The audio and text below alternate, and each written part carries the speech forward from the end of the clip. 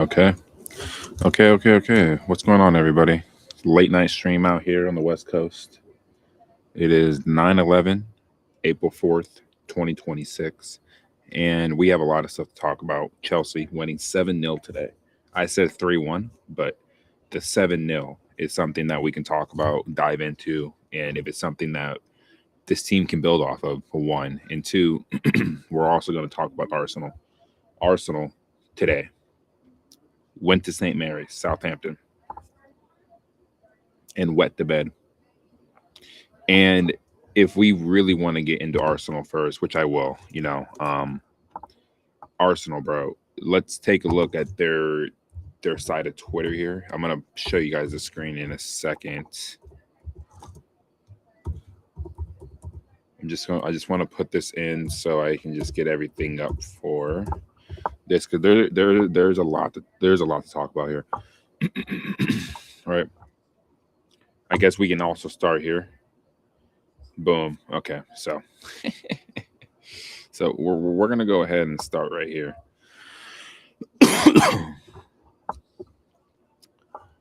Oh man.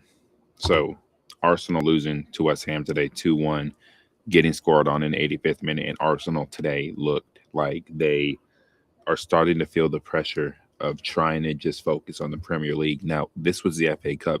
Now, Arsenal fans earlier this season were dreaming of a quadruple, the Champions League, League Cup. Even pundits in the media were tipping them to win the quadruple. When what has Mikel Arteta proven? Honestly, he hasn't proven even to win a major piece of silverware outside of the FA Cup, and even with the FA Cup, you beat a Chelsea side that had 10 men. We had injuries. It sounds like it's someone's birthday. Well, happy birthday to whoever it is downstairs. Give me a second, guys.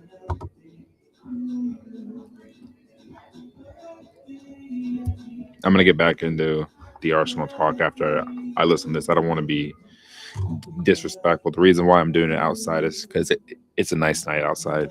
I want my girl to sleep. Obviously, I want her to get her rest. So I'm not gonna take over the room and do anything crazy like that. But now they're singing for real.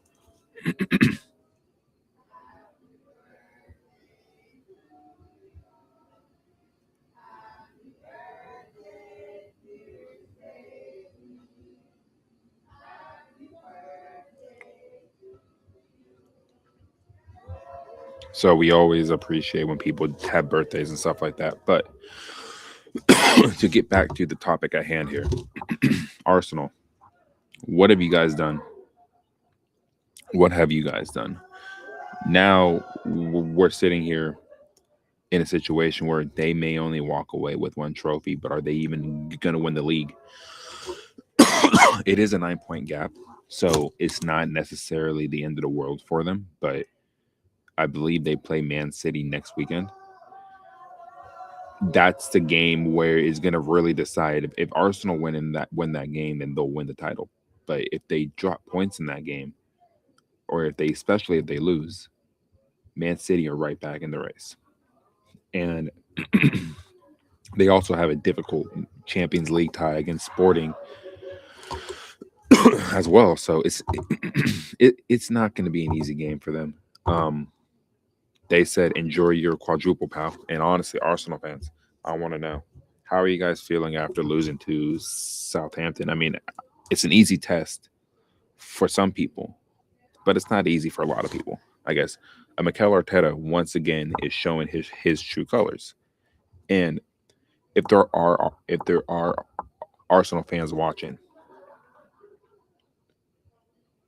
have you guys had enough of him, or are you guys gonna continue to defend him like he's won something? I feel like there's a lot of Arsenal fans that are actually really upset with the progress this team has made, in a sense where you can't get second in the league 3 years in a row and expect that to be progress. I don't. I don't find them to be progressing anywhere really because they're showing what they did last season, tailing off at the end of the season, have a good lead going into Christmas, have and then they're fighting tooth and nail with Man City or Liverpool, and they end up capitulating, and there are signs of this happening. Arsenal players had a few Arsenal players had a chance to go back to Arsenal, to London, to get ready for the end of the season, and they give a result like this. They have too much quality in their team to be losing to a championship side that is looking to get back into the Premier League. But there's no excuse. Mikel Arteta once again showing his true colors and why, in my opinion, he's never been an elite manager. You're 5 years, you're 5 seasons, 5 years, whatever it is, into this project that you're trying to push, and it hasn't worked out for you. You have one FA Cup to show for it. I don't want to hear about the Community Shield. That's nothing. The FA Cup you won, like I said, you got it based off of Chelsea being down to 10 men and 2 injuries in that game. Christian Pulisic was one of them. We were winning that game up until that happened. So Arsenal in recent memory have won one trophy based off Chelsea being down to 10 men and having their best player get injured at the time. So have they really proven anything? Have they really done anything? No. And if they win the Premier League, then they should because they have a 9 point gap. So there's no excuse. And it's like it's about time. I haven't seen them win the Premier League since I was in the 4th grade. I'm 32, bro. But I was talking about this in my shorts, bro. Could you see a scenario as a Chelsea fan where Tottenham get relegated and Arsenal find a way to choke the Premier League lead? That would salvage my season. I'll tell you that right now. I'll tell you that right now, bro. But if we're gonna get into Chelsea, and what a disgrace, Arsenal. Absolute fucking disgrace, bro. That you guys found a way to lose to Southampton. And it was always gonna be a tricky game. Their defense looked shaky. Their defense looked absolutely shaky. Odegaard was wasteful. Martinelli was wasteful. Noni Madueke showing why he was wasteful once again. Victor Gyökeres saved him somewhat, but he's the man in form. There's no Bukayo Saka. There's no Declan Rice. Calafiori looks like a shell of himself, especially now that Italy aren't going to the World Cup. He's probably just shot mentally off of that. So yeah, Arsenal, in my opinion, have a difficult Champions League tie away to Sporting, and I don't think they're winning that game. And they're going to find it difficult when they come back to the Emirates to get a result because there's no away goal rule anymore. So I think Sporting beat Arsenal outright in Lisbon, and then they come to the Emirates and make it difficult for Arsenal to do anything. That's just me.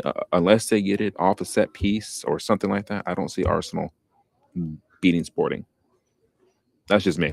The way that I'm seeing them play right now, I don't see it. But if we're gonna go to the only team in London that seems like they want to win some silverware right now, even though it's crazy to say that because Chelsea have been an absolute circus since the turn of the year, but they won today 7-0, and a lot of goal scorers in there, some good performances from some players that I wanted to see get back out there, Esteval specifically. The kid is 18 years old, bro. The kid's 18 years old, man, and he has a hell of a future in front of him. If you can just build the right team around him, get him just build the right team around him, get him some experience around him, and I guarantee he's going to be a Ballon d'Or winner in the next 5-6 seasons. Like, he's that good. Yes, it's Port Vale. You know, they're struggling to stay up in League One. We all understand that, but you have to play who's in front of you. Arsenal learned that earlier. You can't take any of these games for granted, and they got, honestly, in my opinion, they got waxed by Southampton. Southampton were really giving it to their back line. And I'm telling you this now. Gabriel, he went off with an injury. Arsenal are in a world of trouble if they lose to Man City. But Chelsea, I'll tell you this, winning 7-0. You got Jao Pedro on the score sheet, Esteval, you got Garnacho, you got Hato on the score sheet, right? You got some cats on the score sheet that I would have liked to have seen, and they all got on there. But can this team go on and win the FA Cup? Cole Palmer gets the vice captaincy role today. How are people feeling about that? How I'm feeling about it? He doesn't show any kind of leadership qualities, but maybe he's just one of those silent leaders that lets his play dictate his leadership. But he hasn't been playing well, and he looked a little lost today too. Still trying to figure out when is the real Cole Palmer going to show up. When is the real Cole Palmer going to show up? Hopefully, it's against Man City. Hopefully, it's these last stretch of games where Chelsea need him probably now more than ever. So, the FA Cup semifinal teams are here: Man City, Chelsea, Southampton, and it's the winner of Leeds versus West Ham. I think it's going to be Leeds. So you have a scenario here where Chelsea could draw Man City, Southampton, Leeds, or West Ham. If I'm being real, I would want to see Manchester City in the final, but it wouldn't shock me if we play them in the first semifinal. It would not shock me whatsoever. But with that being said, we play Man City next weekend. That's where all the focus really needs to start being turned to, because Enzo Fernandez going through his second game of his ban, and he'll be back for the Manchester United game. In my opinion, will be reinserted back into the starting 11. If Chelsea want to win, they need him in the lineup to make sure that they have the best possibilities to win, and put the right midfielders around him. And then we'll start seeing people say, oh, wait a minute, he's actually a good midfielder that we can actually trust in this team. And yeah, he's had some shaky performances. I mean, every player has in this team. Cole Palmer's one. João Pedro's been one too. Right? Caicedo, one that a lot of people aren't talking about, but needs to be talked about here too. How his form has regressed significantly since Enzo Maresca left. But this isn't about Enzo Maresca. It's about what can this team do in the next 5-6 games, because that's really all they have. Maybe the FA Cup final at the end of the season. We'll see what happens. If they can get to the FA Cup final, maybe this saves their season and salvages what was honestly a horrendous, at this point now, 4 months, 5 months. Basically 4 months that we've been in this rut where we cannot string anything remotely close to winning form. But Chelsea, honestly, a lot of people, want to continue having the agendas against the certain players in the squad. I just feel like you go after a player like Barco, you're essentially saying Enzo Fernandez will probably leave in the summer, but you never really know. But if you bring him in, that's somebody that you want to play next to an Enzo, and then you have a Caicedo right in behind. Could you imagine a midfield of Barco, Enzo, and Caicedo? A lot of people say, just sell him. Why sell him when you can pair him right next to him? Pair him next to his international teammate.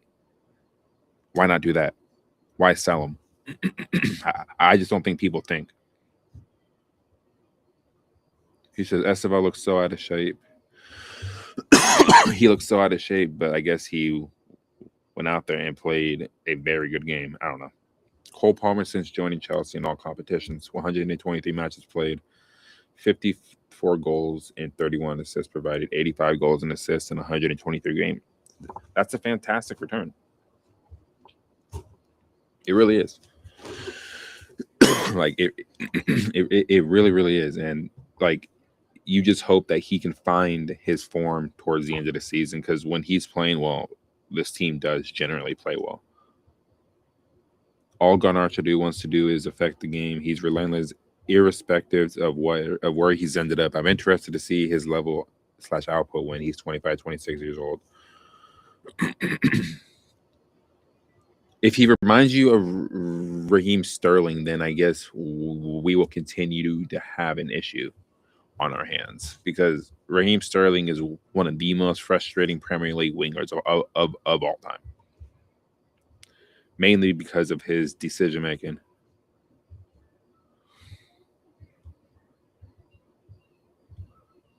Again, A lot of people are misinterpreting what the 106 million means. Argentina won the World Cup. He just got to Benfica 6 months prior to the transfer of him going from Benfica to Chelsea, right? He won the young player of the tournament at the World Cup, which means you are the best young player at the tournament, right? So, a kid of his talent, a kid of his profile, a midfielder that other teams were in for too, by the way, but weren't going to go anywhere near the release clause it took to get Enzo Fernandez out of Benfica. This board, we do hate them, but they did have to get into a physical altercation to get this move over the line. So I don't think selling Enzo Fernandez is going to be as easy as people think, but they paid that transfer fee because of the accolades he had at the time. Now, has he justified the 106 million transfer fee? In my opinion, yes. But a lot of people have the opinion that he's a lazy midfielder. He can't pass. He's not physical enough to be in the Premier League.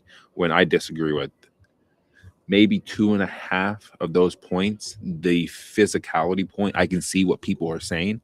But for me, he's never been that kind of player. So I'm not expecting him to be as physical as Caicedo or Labia or Andre Santos or even Asugo, right? I'm not expecting him to get down and dirty like that. Now, does he do down and dirty shit sometimes? Yes. And sometimes it affects the flow of the game. But more often than not, I'd say 9 times out of 10, he's playing a good game.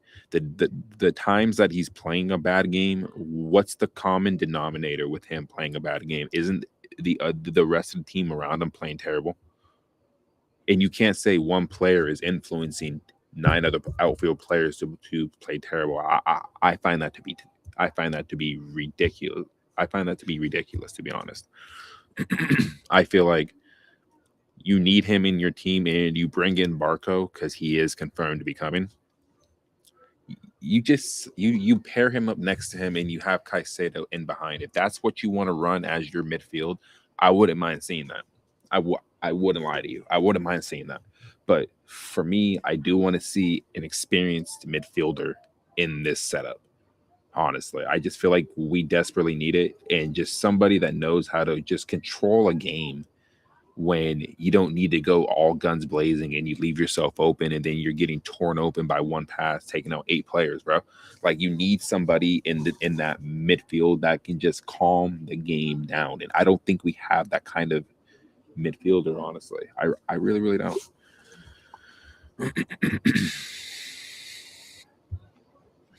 0 career trophies, won as a professional footballer, except the Community Shield and Spanish Super Cup. Aside of that, no reasonable full season trophy. Needed a win today, and they subbed him off. Even if Arsenal wins the EPL, he doesn't make the club best 5 players of the season. Better than Bruno Fernandes, my ass. Yeah, I honestly, he's not better than Bruno Fernandes. I mean, I can see the argument because when Martin Odegaard is actually playing well, and he had an injury for a little bit, so that could also be why he hasn't been playing well. But still, for me, it's you're regarded as one of the better. I wouldn't say he's a 10. He's more of a number 8, but I would say Enzo's having a better season than Martin Odegaard. And people are gonna say that's fucking crazy. I'm like, really? Like, have you seen Martin Odegaard play over the past few months? Really, for the majority of the season, he hasn't been good. So Bruno Fernandes is in the running for being player of the season. Bruno Fernandes is having a fantastic season. He's one of the main reasons why Manchester United is in 3rd spot right now, and has the potential to catch Man City if Man City slip up.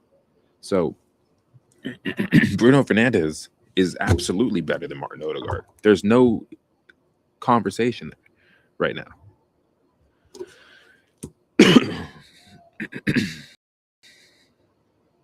That was such a great free kick, bro. Honestly.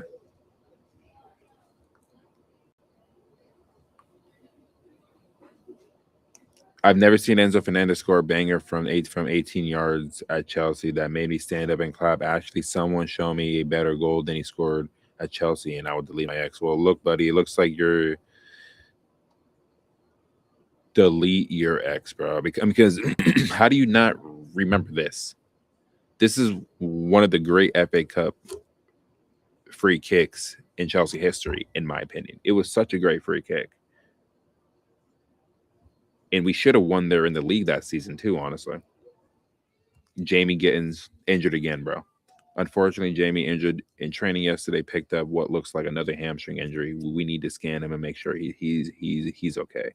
He's done for this season, and he's probably gonna, in my opinion, be sold in the summer.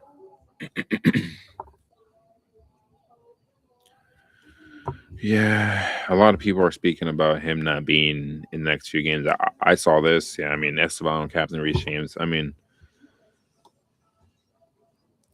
it's nice to see, but we definitely miss Reece. I can tell you that. Change the model. Do you see now? They can't and they won't. Valentin Barco and his agents have given the green light move to Chelsea this summer. He's ready. Chelsea will decide when and how to proceed. They want to control the situation and consider him one of the first signings for next season. I mean, I'll be real, bro. I hope he does well. I'm not going to root against anybody that comes to the club unless your performances are showing me that you're just not good enough to be there. So hopefully he does play well. He looks like a nice, crafty, good passing range. You know, has some physicality on him, but definitely needs to bulk up a little bit. You know, he is short, so he's gonna probably be. He's not gonna win any aerial duels, I can tell you that. But the one thing he will have is a good low center of gravity, so he'll be able to hold players off in midfield and you know help Enzo if he stays get players open on the wings, play those line breaking passes that it looks like he has a great range of pass. So it'll be interesting to see how he gets on next season, honestly.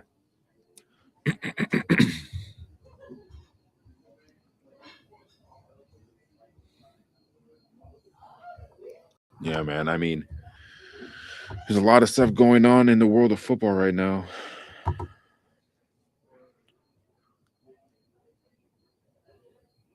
Southampton are seventh in the championship, and they've knocked out the league leaders in the Premier League, and that tells you something. I've said it before.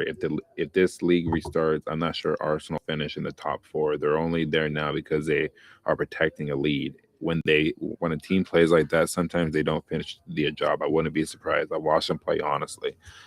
I watched them play, and honestly, I don't enjoy it. A lot of people don't like the style that Arsenal play, and I don't blame them. I don't blame them, bro. It's very anti-football. That's what a lot of people are saying about Mikel Arteta's tactics, and honestly, it's like his tactics suck, bro. And if he doesn't win anything this season, I think next season is a season where if they're not say 10 to 15 points at the top of the table by Christmas, I think they may sack him, bro. Like I'm gonna be real. Like I think enough would be enough, and the mediocrity would have to come to an end. Like the disappointment after disappointment after disappointment, right? Like Mikel Arteta is lucky to still be the Arsenal manager. I think it's only a matter of time before that seat gets as hot as it's ever been because fans are going to have enough. Arsenal fans are going to have enough. Chelsea fans are already annoyed with the ownership. It's been a while since the Arsenal fans, in my opinion, have been voicing their opinions about the ownership. It's more about is Arteta even the right guy for this squad of players? And honestly, I don't think he is right now. I don't think he is. I thought at the beginning of the season that he was going to probably be struggling to be in the top four because the other teams around Arsenal were just getting better. I thought Chelsea would be in that conversation. I thought Man City would be in that conversation. Same with Liverpool. But now that we're looking at it, Manchester United are in the conversation to be in the top four. Aston Villa are struggling to hold on the fourth. Can they hold on the fourth? We don't know, right? So it's going to be interesting. Can Arsenal get the job done? I don't know. I couldn't tell you. As a Chelsea fan, I don't want to see them do it. But with a 9-point lead at the top, and you get knocked out by the 7th place team in the championship, who are one place outside of the playoff spots. How does Mikel Arteta let this team lose? Because he's showing his levels. He's never been that guy. This is why better managers have found a way to overcome him. Arne Slot, was an unknown coming into the Liverpool job last season, but he had Jurgen Klopp's team, right? And they just raced out to an early lead, and Arsenal could never catch up. At this point, if Arsenal don't win it this season, they're never winning the Premier League. Again, they're never going to win it if they don't find a way to get the job done now. I'm not even going to count the Champions League, because I don't think they're getting to the Champions League final. If they beat Sporting, they're losing to Barcelona or Atletico Madrid in the semifinal. Arsenal are not beating them. Mikel Arteta is not beating Hansi Flick, and Mikel Arteta is not beating, who's the manager at Simeone. He's not beating them, bro. He's just not. Because he doesn't have the cojones to do it. In my opinion, he doesn't have the right game plan to actually do it, because the way that Arsenal play, it's not meant to go to big European games and actually go get a result. Their tactics work against the smaller teams for a reason, and then you start seeing them struggle against Man City, Man United. They lost to Man United at the Emirates. So this Arsenal team can be had. And this is why I feel like Arsenal are going to find a way to just win the Premier League, but they're going to stumble on their way to the finish line. And if they lose to Man City at the Etihad, I think Man City catches them, and I think they overtake them.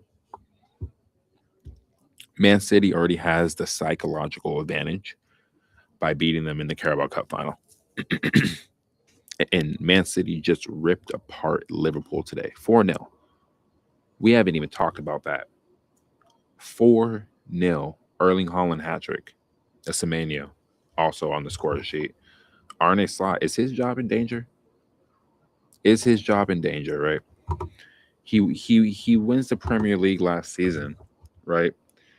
And you just don't know, right? You just don't know if they're going to be willing to go through another season of this. I mean, he's had injuries. Isak's been out for majority of the season. Verts hasn't really got it going. He's playing better now, but he's had a very up and down season. Cody Gakpo's not playing that well.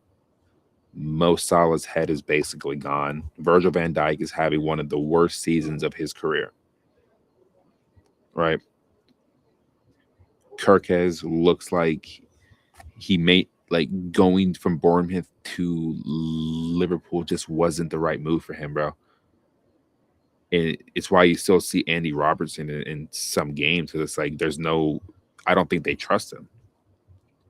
I like Frimpong, but outside of that, McAllister's having a season. Abeslai, probably their best player this season, is the only reason that they're basically in 5th right now. He saved them so many times. So Man City are on a mission to basically just collect to collect 2 trophies, send Pep on his swan song. But are they going to find a way to catch Arsenal? I think Man City, with being knocked out of the Champions League, their full focus right now is to catch Arsenal. And I think Pep has the IQ, as long as he doesn't overthink. I think he has the IQ, and I think he has the wherewithal to figure a way to catch Arsenal, beat them at the Etihad, and then get in their heads even more. Because this Arsenal team, in my opinion, are weak mentally. You can say the same thing about Chelsea, because Chelsea have a weak mentality too, to be honest.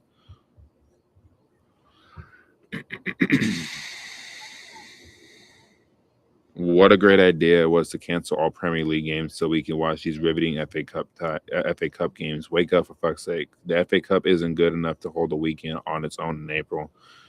I'm pretty sure if Manchester United were in the FA Cup still, you probably wouldn't be saying that, Marky. Honestly, I don't think you would be saying that. Yeah. This shit was crazy too. Val had you gotta finish that.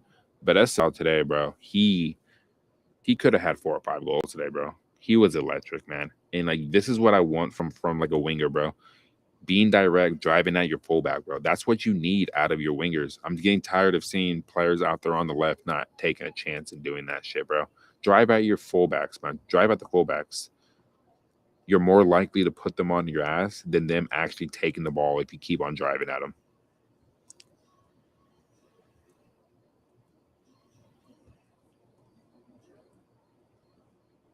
This is toasting, by the way, guys.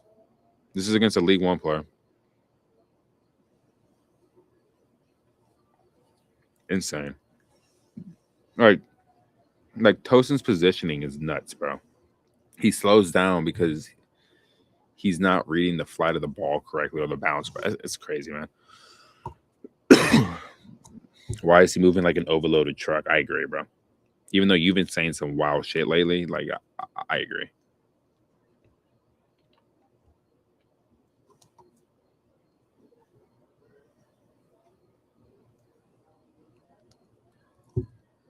What a pass.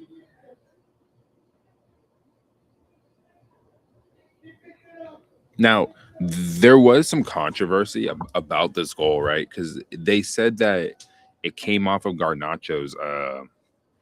It came off of Garnacho, which I thought live time he may have been offside, but they said that it comes off of Garnacho here and it goes into his path, which honestly I do agree with. I think it did.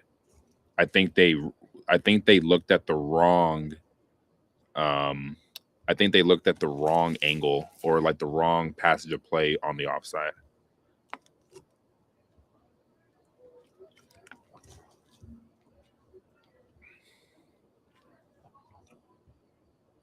Yeah.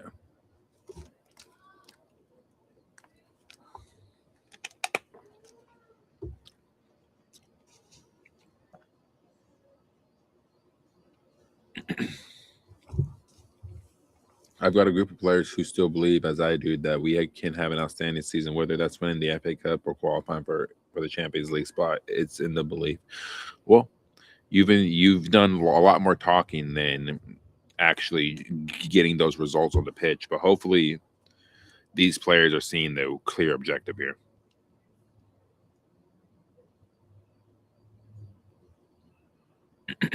I don't think it's that. I just think that Enzo messed up by actually saying what he said in his thing. But again, I don't think Enzo Fernandez should have been suspended 2 games. I think I would have fined him, honestly, rather than a suspension for 2 games. But that's just me. I like how he doesn't mention Man City. I would like to see Man City. I ain't gonna lie, but if I had to choose out of these 3, I'd probably go West Ham. I don't want to play Leeds, bro, because I don't trust Liam Rossini's tactics, and I don't trust him in the game against Leeds. West Ham and Southampton, yes, but Leeds, no, I don't trust him.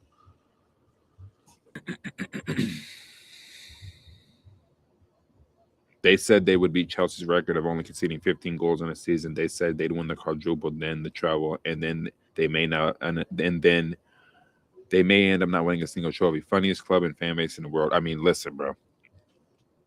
I have friends who are Arsenal fans.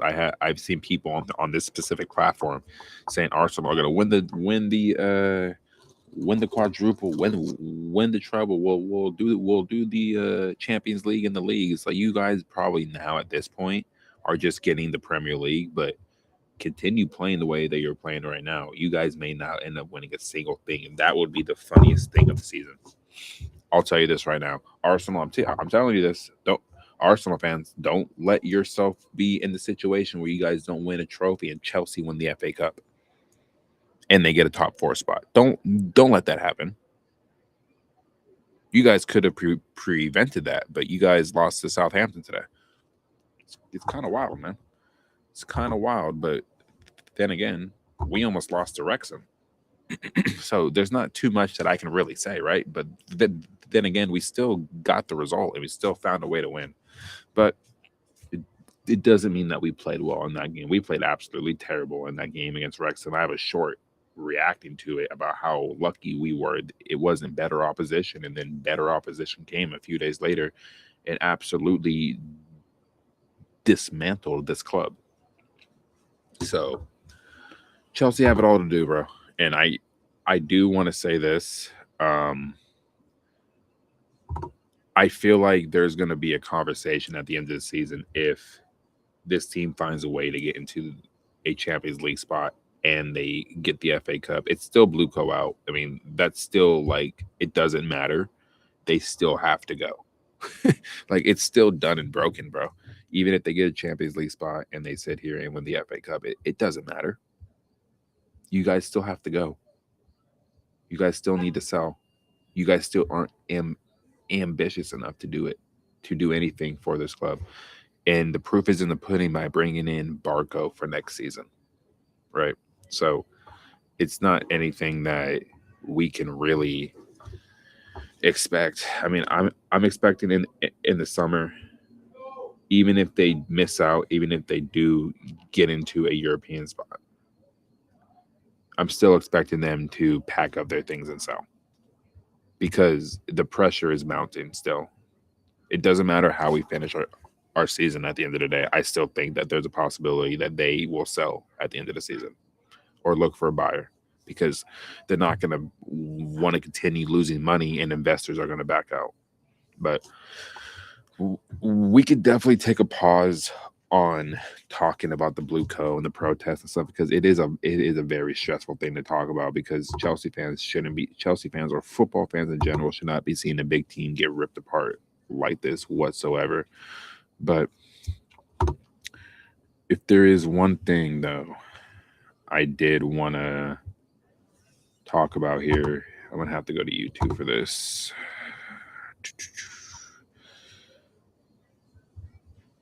There is I might need to go to my history.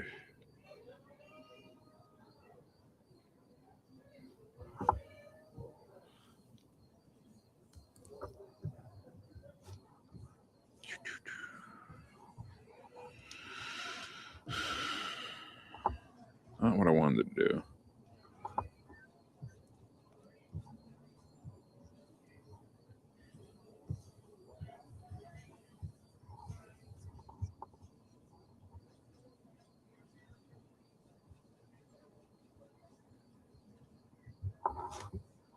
Give me 1 second. I need the actual video for this. I wanted to watch this. I wanted to watch this video with you guys, honestly. It was one I saw yesterday that I found very interesting about Ronaldinho, bro. And I think going forward on my streams, I want to do some more of these like reaction videos and shit, because I like reacting to stuff. I just like watching stuff.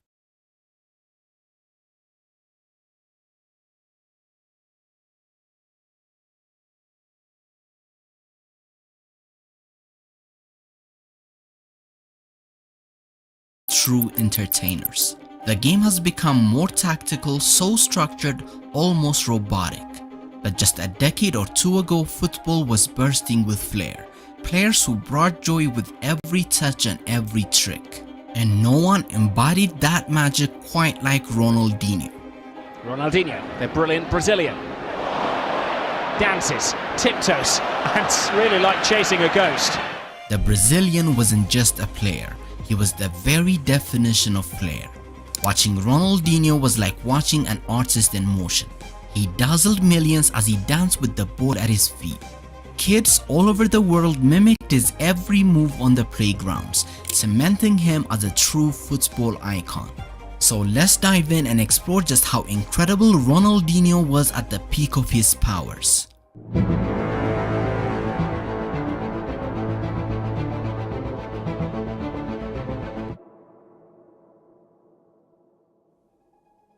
To truly understand what made Ronaldinho so special, we have to start from the beginning.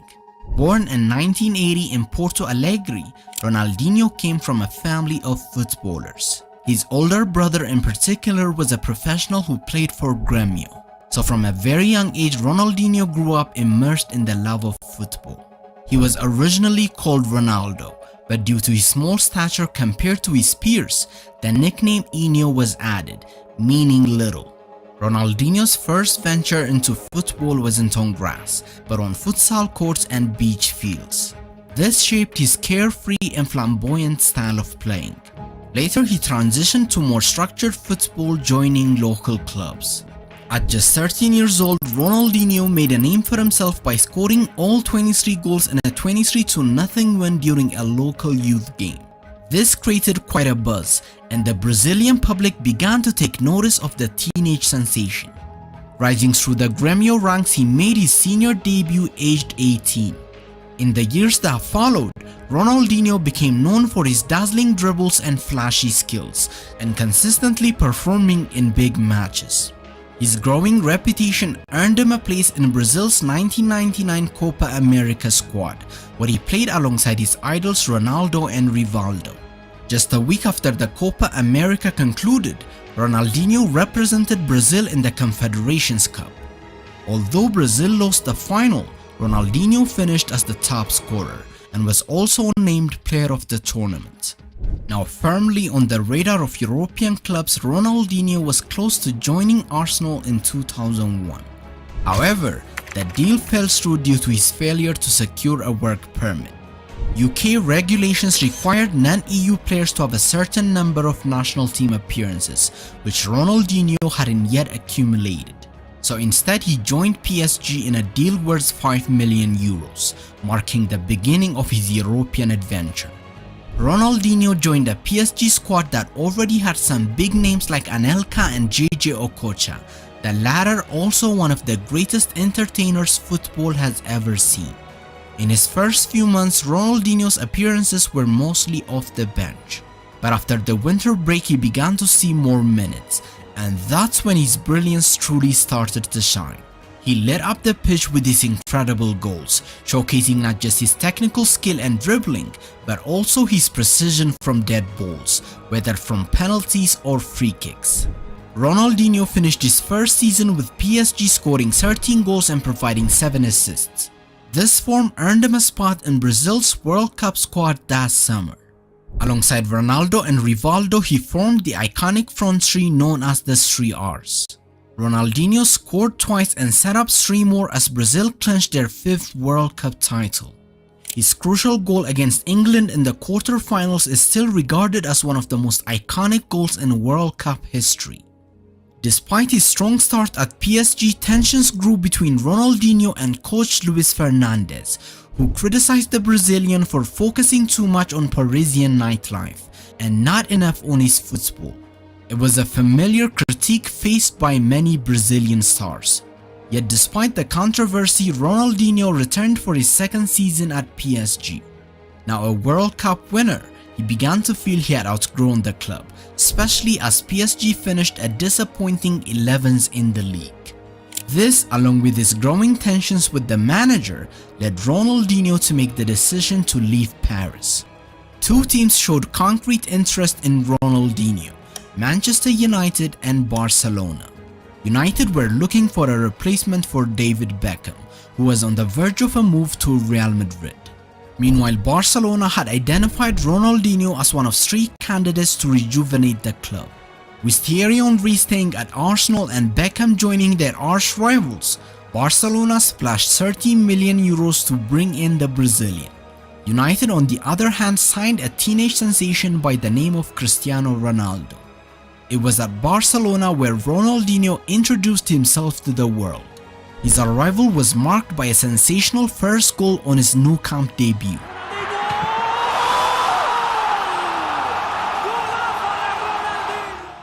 From that moment, it was clear that Barca had found someone very special. Ronaldinho had an incredible debut season, scoring 22 goals and providing 11 assists. His brilliance helped Barcelona leap from 6th the previous season to a 2nd place finish.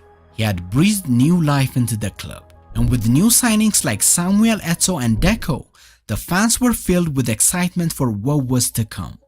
That excitement quickly paid off as Barcelona won their first La Liga title of the new millennium. Ronaldinho was key to their success, scoring 9 goals and setting up a further 15 in the league alone. But Ronaldinho's influence went beyond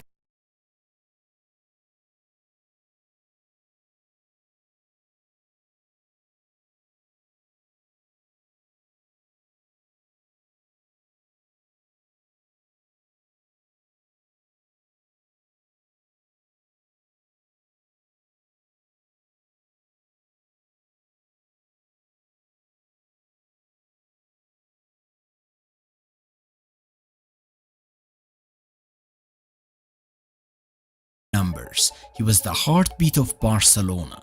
Club captain Carlos Puyol said it best.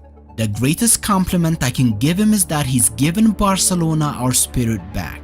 He has made us smile again. Ronaldinho's flashy and entertaining style of play had made him a global star, and being named World Player of the Year only solidified his status as the best player on the planet. While Barcelona clinched the La Liga, their quest for a 2nd European Cup was cut short by a defeat to Chelsea in the round of 16. But even in defeat, Ronaldinho grabbed headlines with an unforgettable goal. He froze the entire Chelsea defense with a feinted shot before coolly guiding the ball into the net, a truly iconic moment.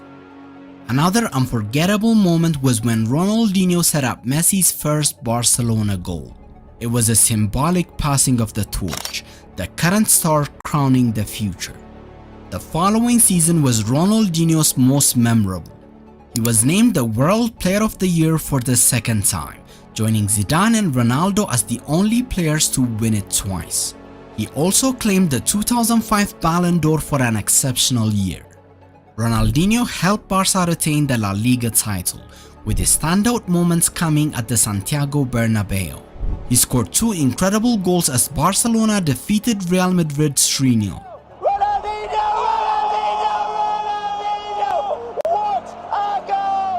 His performance was so incredible that the Madrid fans gave him a standing ovation. It is rarer still, I would say never happens, that you see Real Madrid fans applaud a Barcelona player.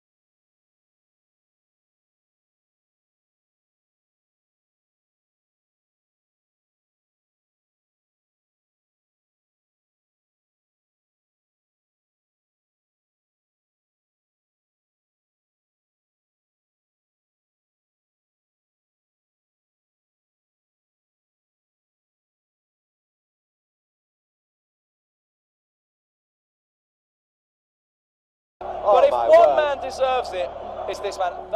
The only player since Maradona to earn such a rare honor. Reflecting on it, Ronaldinho said, "I'll never forget this, because it's very rare for any footballer to be applauded by the opposition fans."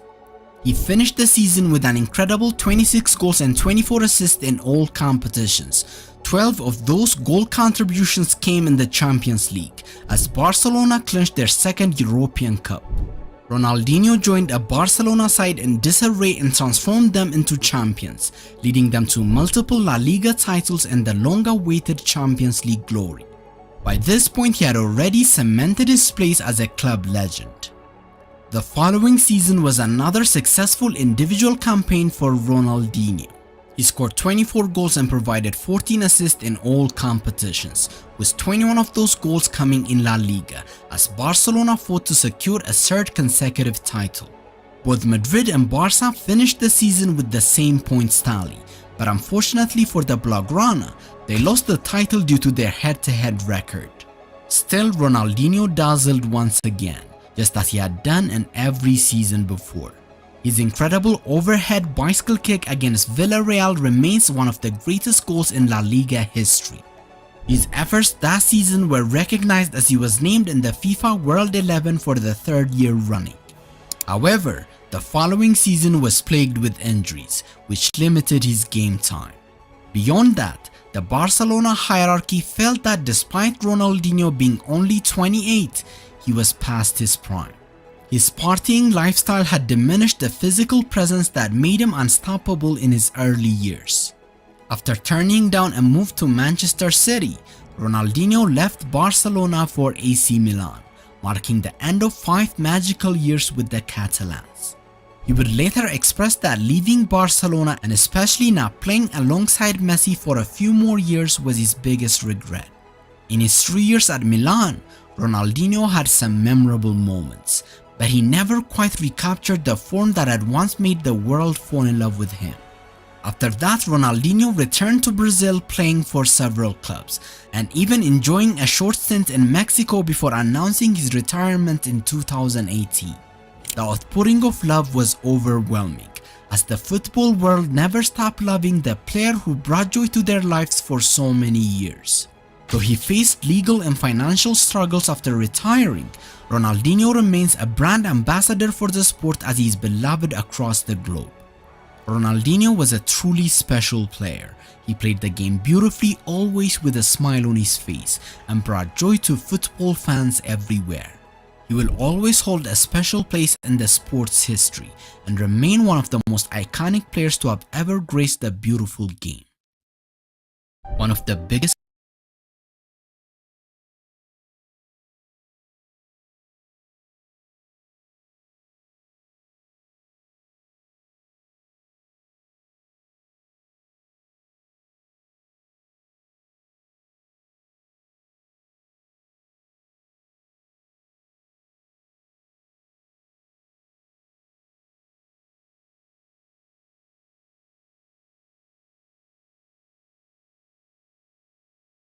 complaints in football